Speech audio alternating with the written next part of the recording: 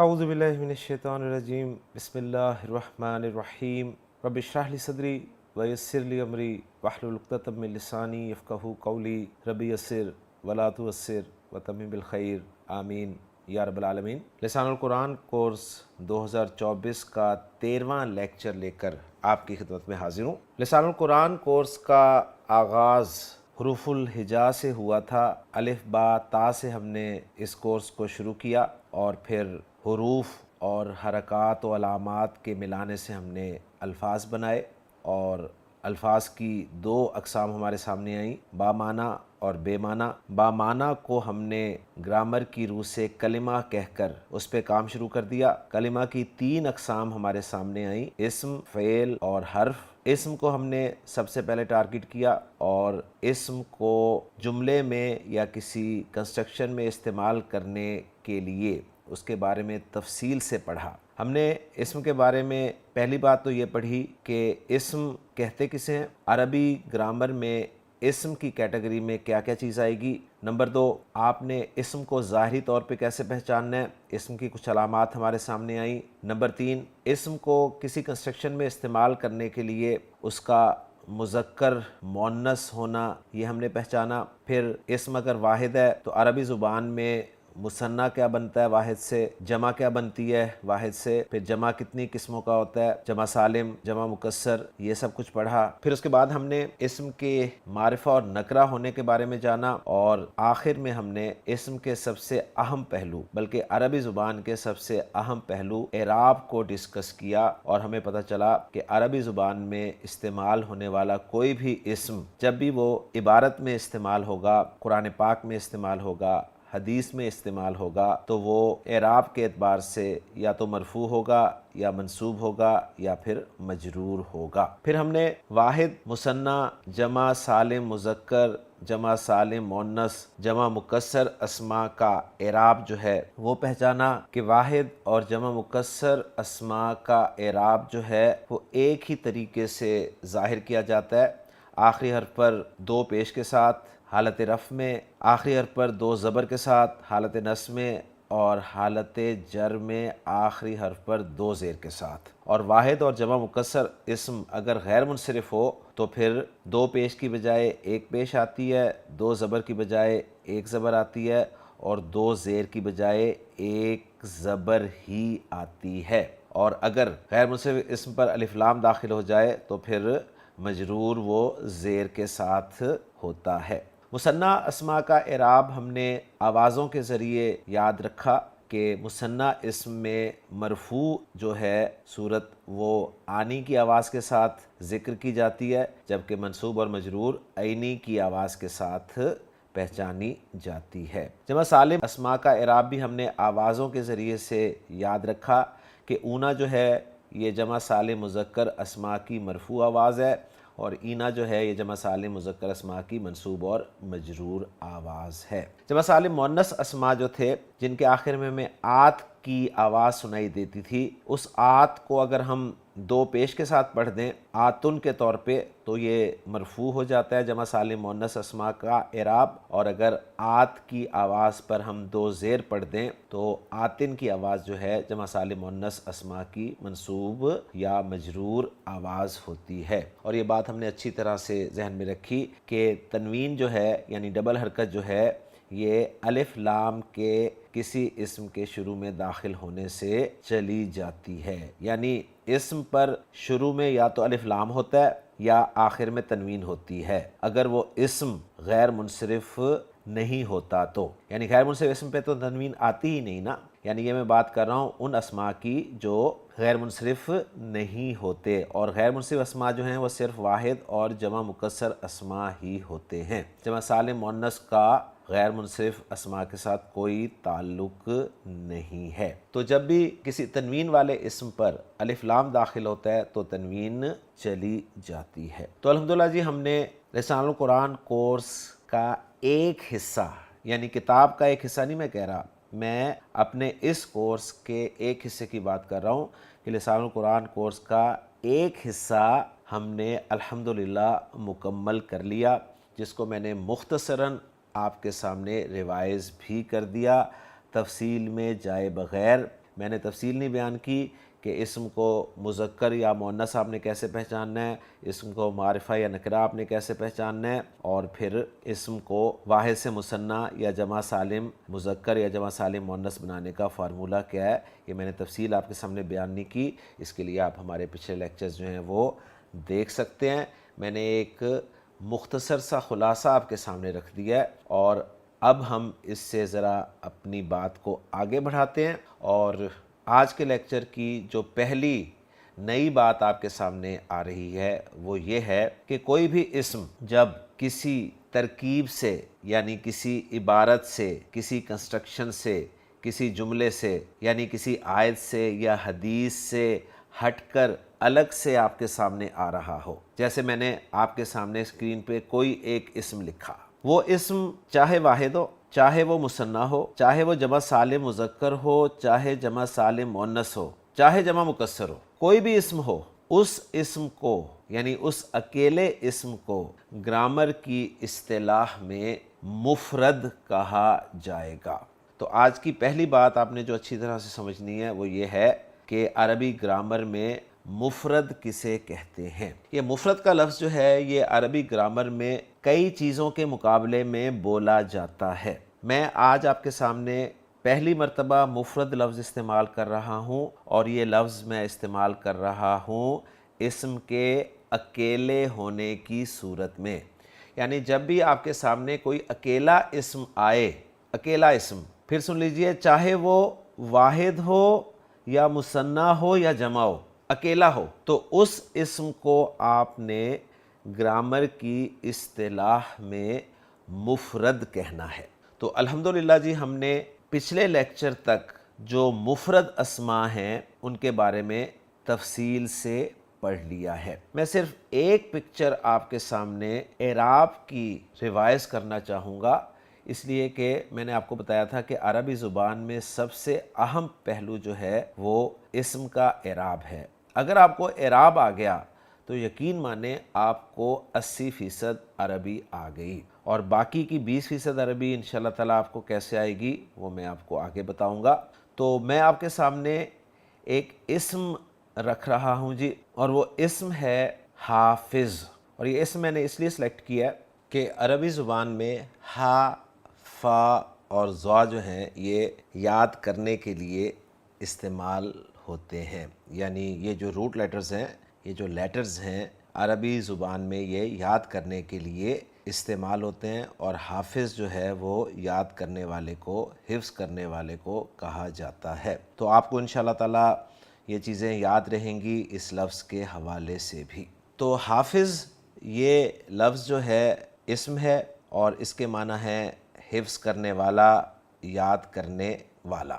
حافظ اسم جو ہے اگر میں جنس کے اعتبار سے دیکھوں تو یہ مذکر ہے، عدد کے اعتبار سے دیکھوں تو یہ واحد ہے، وسعت کے اعتبار سے دیکھوں تو یہ نکرہ ہے، اور اعراب کے اعتبار سے دیکھوں تو حافظ اسم کا کوئی اعراب نہیں ہے۔ اب تین باتیں ہمیں مکمل معلوم ہیں اسم حافظ کی جنس، عدد اور وسعت کے بارے میں۔ چوتھی بات جو حافظ کا اعراب ہے وہ ہمیں معلوم نہیں ہے۔ اب حافظ اسم چونکہ واحد ہے تو ہم جانتے ہیں کہ واحد اسم کا اعراب جو ہے وہ حالت رفع میں آخری حرف پر 2 پیش کے ساتھ آتا ہے، اگر وہ اسم غیر منصرف نہ ہو تو حافظ غیر منصرف نہیں ہے، کیونکہ ہمارے سامنے غیر منصرف اسماء کی جو پکچر ہے، واحد غیر منصرف اسماء کی پکچر، ان میں حافظ کہیں بھی نہیں لکھا ہوا۔ تو حافظ حالت رفع میں آخری حرف پر 2 پیش کے ساتھ بولا جائے گا تو میں بولوں گا اسے جی حافظن۔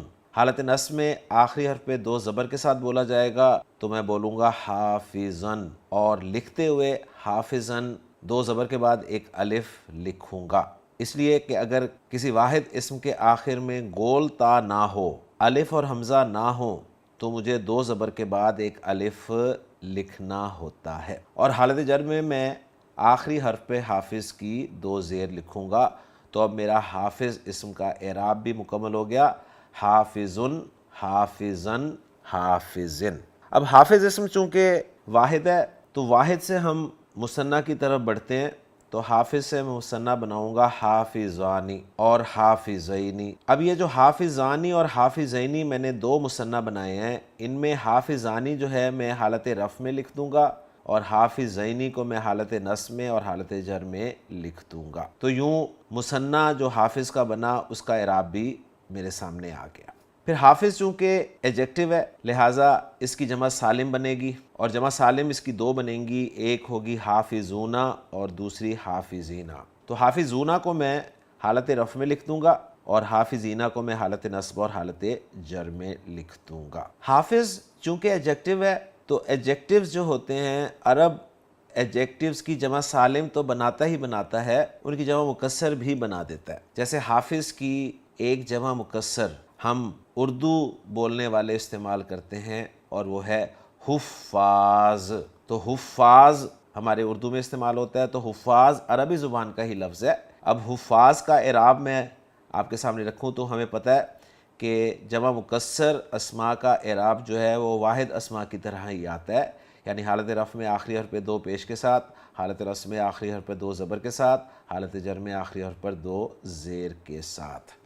تو حفاظ کا اعراب میں اب آپ کے سامنے بول رہا ہوں، حفاظن، حفاظن، حفاظن۔ پھر ایک واحد اسم کی کئی جمع مکسر آتی ہیں۔ حافظ کی ایک جمع مکسر جو قرآن مجید میں بھی استعمال ہوئی ہے وہ ہے حفظہ۔ قرآن مجید کی سورہ مبارکہ سورۃ الانعام کی آیت نمبر 61 میں یہ لفظ استعمال ہوا ہے کہ اللہ تعالیٰ نے ارشاد فرمایا کہ وَهُوَ الْقَاهِرُ فَوْقَ عِبَادِهِ وَيُرْسِلُ عَلَيْكُمْ حَفَظَةً۔ تو یہاں پر حفظہ آپ دیکھ رہے ہیں منصوب استعمال ہوا ہے دو زبر کے ساتھ، اور گولتا چونکہ اینڈ پہ ہے لہٰذا الف آپ کو نظر نہیں آ رہا۔ تو حافظ کی جمع مکسر بھی ہم نے دیکھ لی، مرفوع حفظتن، منصوب حفظتن، مجرور حفظتن۔ یہ بات اور ذہن میں رکھیے گا کہ حافظ کے میں نے ایک معنی آپ کو بتائے ہیں، یاد کرنے والا، یاد رکھنے والا، اور حافظ کے ایک معنی حفاظت کرنے والے کے بھی ہوتے ہیں۔ تو اس آیت میں یہ حفاظت کرنے والے کے معنی میں استعمال ہوا ہے۔ اب حافظ چونکہ ایڈجیکٹو ہے اور ہم جانتے ہیں کہ عربی زبان میں جو ایڈجیکٹوز ہیں ان میں مذکر سے مؤنث بھی بن جاتے ہیں۔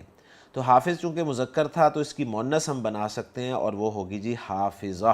اب حافظہ اس کا کوئی اعراب نہیں ہے، اب اس کا اعراب مرفوع حافظتن، منصوب حافظتن، مجرور حافظتن ہوگا۔ پھر حافظہ کا مثنیٰ بھی بن سکتا ہے جو کہ حافظتانی اور حافظتینی ہوگا، جن میں سے حافظتانی مرفوع ہوگا اور حافظتینی منصوب اور مجرور ہوگا۔ اور پھر حافظہ کی جمع سالم بھی بن سکتی ہے، گولتا ہٹا کر الف اور لمبی تا لگا دیں گے تو بن جائے گا جی حافظات، اور حافظات کو میں مرفوع بولوں گا حافظاتن اور منصوب اور مجرور بولوں گا حافظاتن۔ تو میں نے ایک اسم آپ کے سامنے رکھ کر پریکٹس آپ کو کروا دی ہے ایک چارٹ کے ذریعے، جس میں آپ کا ایک اسم جو ہے وہ مذکر، مؤنث، واحد، مثنیٰ، جمع، مرفوع، منصوب، مجرور استعمال ہو گیا۔ یہاں پر چونکہ نکرہ استعمال ہوا ہے تو اگر آپ اس کو معرفہ بنانا چاہیں، معرفہ استعمال کرنا چاہیں تو آپ ال شروع میں لگا دیں، تو پھر وہ چارٹ کس شکل میں آپ کے سامنے آئے گا وہ بھی دیکھ لیجئے۔ واحد الحافظ، الحافظہ، الحافظی، مثنیٰ الحافظانی، الحافظینی، الحافظینی، جمع سالم الحافظون، الحافظین، الحافظین، جمع مکسر الحفظۃ، الحفظتا، الحفظتی، واحد مؤنث الحافظۃ، الحافظتا، الحافظتی، مثنیٰ الحافظتانی، الحافظتینی، الحافظتینی، جمع سالم الحافظات، الحافظاتی، الحافظاتی۔ اب میں آپ کو ایک چارٹ دکھا رہا ہوں جس میں آپ علامتوں کے ذریعے جو ہے وہ مذکر، مؤنث، واحد، مثنیٰ، جمع سالم، جمع مکسر اسماء کے اعراب کو پہچان سکیں گے۔ تو چارٹ آپ دیکھ رہے ہیں جی، آپ کو واحد اسم میں جو حالت رفع کی علامت نظر آ رہی ہے وہ دو پیش ہیں، حالت نصب میں دو زبر اور ایک الف، حالت جر میں دو زیر، مثنیٰ میں آنی کی آواز اور عینی کی آواز، جمع سالم مذکر میں اونا کی آواز اور اینا کی آواز، جمع مکسر میں اسی طرح دو پیش، دو زبر، ایک الف اور دو زیر۔ پھر مؤنث میں واحد میں دو پیش، حالت رفع میں آخری حرف پر دو زبر اور ایک الف حالت نصب میں اور دو زیر حالت جر میں. مثنیٰ مؤنث میں آنی عینی اسی طرح دو آوازیں، اور جمع سالم مؤنث میں آتن اور آتن دو آوازیں، اور جمع مکسر مؤنث میں بھی اسی طرح حالت رفع میں آخری حرف پہ دو پیش، حالت نصب میں آخری حرف پہ دو زبر اور ایک الف، اور حالت جر میں آخری حرف پر دو زیر. تو الحمدللہ جی آپ کو میں نے جو کچھ پڑھا تھا اب تک وہ سارا تقریباً میں نے مختصراً ریوائز کروا دیا، اور اس پورے چارٹ میں ہر اسم چاہے وہ واحد تھا، چاہے وہ مثنیٰ تھا، چاہے وہ جمع سالم تھا، چاہے وہ جمع مکسر تھا، چاہے وہ مذکر تھا، چاہے وہ مؤنث تھا، چاہے وہ مرفوع تھا، چاہے منصوب تھا، چاہے مجرور تھا، چاہے معرفہ تھا، چاہے نکرہ تھا، انڈیویژولی ایک اسم کو ہم گرامر کی اصطلاح میں مفرد کہیں گے. مفرد یعنی حافظ بھی مفرد ہے، حافظانی بھی مفرد ہے، حافظونہ بھی مفرد ہے، حفظہ بھی مفرد ہے. اب یہ نہیں کہیں گے کہ جی حافظانی تو دو ہیں تو اب یہ مفرد کیسے ہوا. لفظ ایک ہی ہے، ذہن میں رکھیے گا. تو میں ایک لفظ کو گرامر کی اصطلاح میں مفرد کہہ رہا ہوں. اب یہاں سے ہم اپنے سبق کو آگے بڑھاتے ہیں.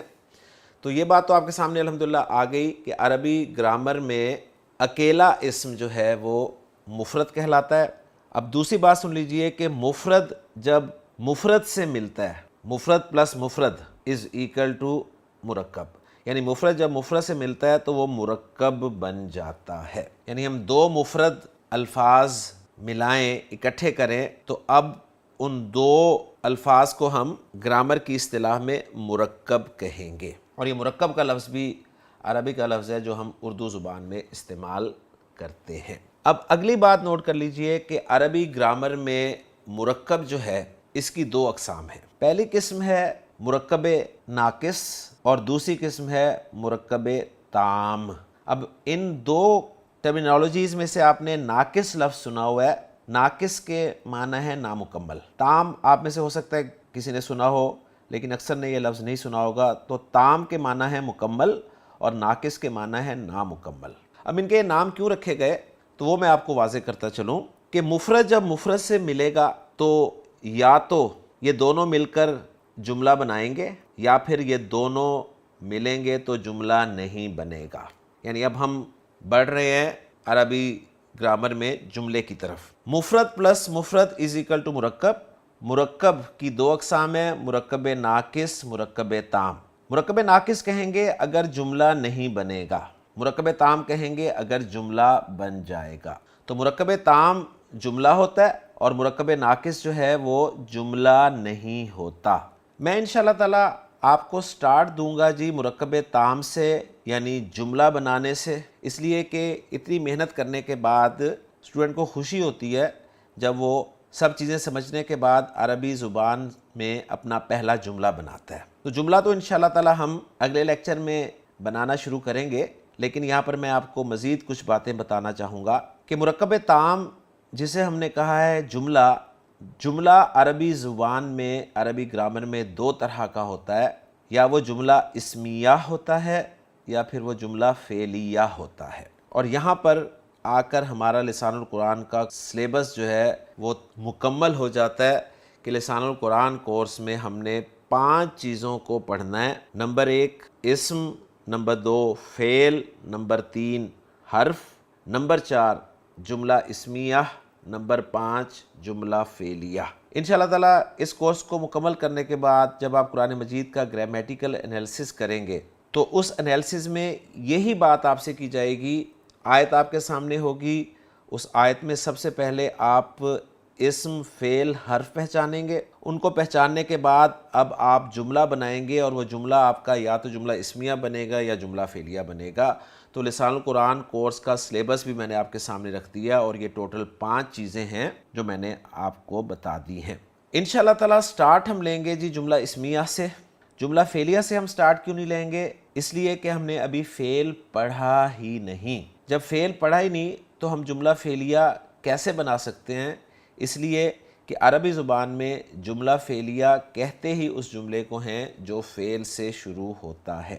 تو انشاءاللہ تعالیٰ اگلے لیکچر میں ہم جملہ اسمیہ بنانا شروع کریں گے اور انشاءاللہ تعالیٰ آپ اس قابل ہوں گے کہ خود سے عربی زبان میں اپنا اپنا جملہ بنا سکیں گے، لیکن اس کے لیے شرط یہ ہے کہ لسان القرآن کورس کے پچھلے 12 لیکچرز جو ہیں یہ آپ کو ازبر ہونے چاہیے۔ ان میں سے کوئی ایسی چیز نہ ہو جو آپ کو کلیئر نہ ہو۔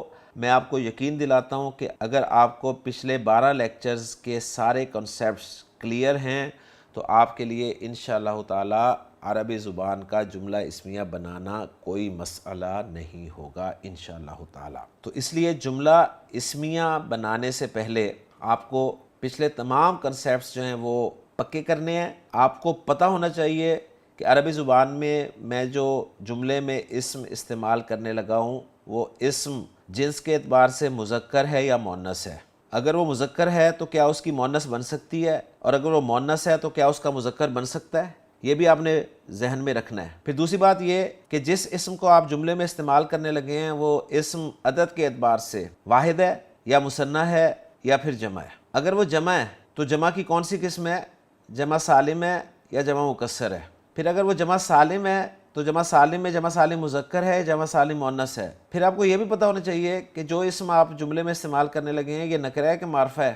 اور پھر سب سے بڑھ کر آپ کو یہ تو لازماً پتہ ہونا چاہیے کہ جو اسم آپ استعمال کرنے لگے ہیں جملے میں اس کا اعراب کیا ہے، کیونکہ جملہ بنانے کے لیے آپ کو کچھ چیزیں فکس رکھنی پڑیں گی۔ آپ کو بتایا جائے گا کہ اگر آپ دو اسماء کو ملا کر جملہ بنانے لگے ہیں تو پہلے اسم کا اعراب کیا ہونا چاہیے، دوسرے اسم کا اعراب کیا ہونا چاہیے، پہلا اسم وسط کے اعتبار سے کیا ہونا چاہیے، دوسرا اسم وسط کے اعتبار سے کیا ہونا چاہیے، پھر ان دونوں اسماء کو جنس اور عدد کے اعتبار سے کیا ہونا چاہیے۔ یہ ساری باتیں جب تک آپ کو معلوم نہیں ہوں گی آپ جملہ نہیں بنا سکیں گے۔ تو آپ سے درخواست ہے کہ لسان القرآن 2024 کورس کے جو 12 لیکچر ہیں، ابتدائی 12 لیکچرز، یہ آپ کو اچھی طرح سے آنے چاہیے۔ اگر یہ آپ کو اچھی طرح سے آتے ہیں تو میں آپ کو اللہ تعالیٰ پر بھروسہ کرتے ہوئے جملہ اسمیہ 100% صحیح بنانے کی گارنٹی دیتا ہوں۔ اور ایک بات اور ذہن میں رکھیے گا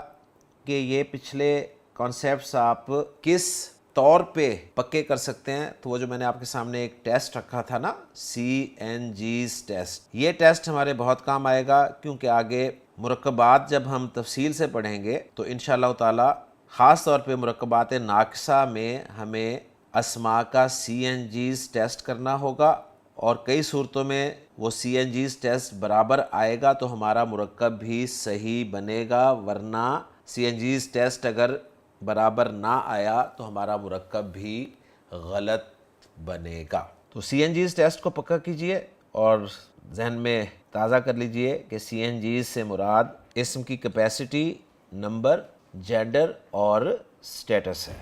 تو آج کے لیکچر میں ہم نے نئی چیز تو کوئی نہیں پڑھی، لیکن پچھلا جو کچھ پڑھا تھا اس کو ریوائز کیا، اور نیا صرف یہ پڑھا ہے کہ جو کچھ پڑھا ہے اسم کے بارے میں تو وہ اکیلا اسم جو ہے عربی گرامر میں مفرد کہلاتا ہے، اور مفرد سے ملتا ہے تو مرکب بنتا ہے، اور وہ مرکب جو ہے یا جملہ ہوتا ہے یا جملہ نہیں ہوتا۔ اگر مرکب جملہ ہوتا ہے تو اس مرکب کا نام مرکب تام ہوتا ہے، اور اگر جملہ نہیں ہوتا تو اس مرکب کو مرکب ناقص کہا جاتا ہے۔ عربی گرامر میں مرکب تام یعنی جملے کی دو اقسام ہیں، ایک جملہ اسمیہ ہے اور دوسری جملہ فعلیہ ہے، اور ہم نے سٹارٹ لینا ہے انشاءاللہ تعالی جملہ اسمیہ سے۔ تو انشاءاللہ تعالی اگلے لیکچر میں آپ کے ساتھ ملاقات ہوگی جی جملہ اسمیہ بنانے سے۔ پھر ایک دفعہ یاد کروا دوں کہ آپ نے پچھلے 12 لیکچرز اچھی طرح سے ریوائز کرنے ہیں، تبھی آپ انشاءاللہ تعالی جملہ اسمیہ بنا سکیں گے، اور اگر ایک جملہ اسمیہ آپ نے صحیح بنا لیا تو آگے کی ساری کہانی فعل تک اسی ایک صحیح بنے ہوئے جملہ اسمیہ پر بیس کرے گی۔ اگر آپ کو پہلا جملہ اسمیہ ہی صحیح بنانا نہ آیا تو آگے فعل تک جتنے بھی کانسیپٹس میں آپ کو دوں گا، پڑھاؤں گا، وہ آپ کو بالکل سمجھ میں نہیں آئیں گے، اور جب آپ کو سمجھ میں نہیں آئیں گے تو آپ اس نتیجے پر پہنچیں گے کہ عربی زبان مشکل ہے، حالانکہ عربی زبان بہت آسان ہے، صرف کمی کوتاہی جو ہے وہ ہماری طرف سے ہے۔ اگر ہم اس کمی پر کوتاہی پر قابو پا لیں تو یقین مانیں عربی زبان بہت آسان ہے، بہت دلچسپ ہے، اور یہ ہو ہی نہیں سکتا کہ اللہ تعالیٰ اپنے کلام کی زبان جو ہے وہ مشکل بنائے، کہ اس کے کلام کی زبان جو ہے وہ لوگوں کے لیے سیکھنی مشکل ہو، اور لوگ پھر یہ کہہ سکیں کہ یا اللہ یہ تو زبان ہی بڑی مشکل تھی، ہمارے لیے سیکھنی آسان نہ تھی۔ تو ہر وہ شخص جو دنیاوی طور پر ذرا سا بھی پڑھا لکھا ہے، یقین مانیں وہ عربی گرامر سیکھ سکتا ہے۔ میں زبان کی بات نہیں کر رہا، صرف گرامر کی بات کر رہا ہوں، کیونکہ زبان تو جو بالکل بھی پڑھا لکھا نہیں ہے، زبان تو وہ بھی سیکھ سکتا ہے، یعنی وہ 6 مہینے 1 سال 2 سال سعودی عرب میں رہے تو اسے عربی زبان آ جائے گی۔ لیکن یہ میں بات کر رہا ہوں عربی گرامر کی۔ عربی بولنے والوں کو عربی گرامر نہیں آتی، شاید آپ کو یہ بات سن کر حیرانی ہو، یہ بالکل اسی طرح ہے جس طرح ہم اردو بولنے والوں کو، یعنی اکثر اردو بولنے والوں کو اردو گرامر نہیں آتی۔ تو اس طرح یہ لازمی نہیں ہے کہ جو بھی عربی بول رہا ہو اسے عربی گرامر بھی آتی ہو۔ انگریزی بولنے والے اکثر لوگوں کو انگریزی گرامر بھی نہیں آتی۔ تو سپوکن اور ہے، گرامر اور ہے، اور میں آپ کو عربی گرامر سکھا رہا ہوں، یعنی وہ اسلوب سکھا رہا ہوں جس اسلوب میں اللہ تعالیٰ نے اپنے آخری کلام کو نازل فرمایا۔ اللہ کے رسول صلی اللہ علیہ وسلم کی ساری باتیں احادیث کی شکل میں جو آپ کے سامنے آتی ہیں وہ اسی طور پر آپ کو انشاءاللہ تعالیٰ ملیں گی، اور آپ انشاءاللہ تعالیٰ اس کورس کو مکمل کرنے کے بعد مجھے دعاؤں میں یاد رکھیں گے کہ اللہ تعالیٰ نے ہم پر کتنا بڑا احسان کیا ہے کہ مجھ سمیت آپ سب کو اپنے کلام کی زبان سیکھنے کی، اور وہ بھی گرامر کے اعتبار سے توفیق عطا فرمائی۔ تو انشاءاللہ تعالیٰ میں امید کرتا ہوں کہ آپ اگلے لیکچر سے پہلے پچھلے تمام لیکچرز جو ہیں وہ ریوائز کر چکے ہوں گے۔ تو انشاءاللہ تعالیٰ اگلے لیکچر میں آپ کے ساتھ جملہ اسمیہ بناتے ہوئے ملاقات ہوگی۔ اجازت دیجیے۔ سبحانک اللہم و بحمدک، اشہد ان لا الہ الا انت، استغفرک و اتوب الیک۔